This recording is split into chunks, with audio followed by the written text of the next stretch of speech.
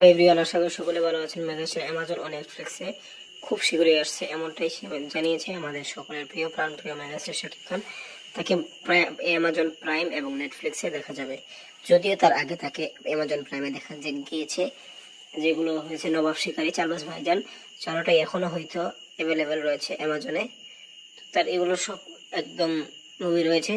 তো এই কথাটা কেমন বললাম, শাকিব খান ইন্টারভিউতে তিনি নিজেই বলেছেন যে খুব শীঘ্রই বাংলাদেশে অ্যামাজন এবং কি নেটফ্লিক্স ঢুকবে এবং বাংলা সিনেমা বাড়বে এবং বলিউডের সাথে প্রতিযোগিতা করবে, এমনটাই জানিয়েছে আমাদের সকলের প্রাণপ্রিয় মেগাস্টার কিং খান, ঢালিউড কিং মেগাস্টার শাকিব খান। তিনি নিজে কথা জানিয়েছেন।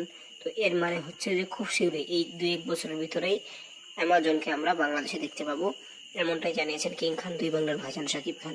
তো এই বিষয়টি আপনারা কতটুকু সমর্থন করছেন, কতটুকু বিশ্বাসযোগ্য মনে করছেন, অবশ্যই জানাতে পারেন কমেন্টে। Thank you.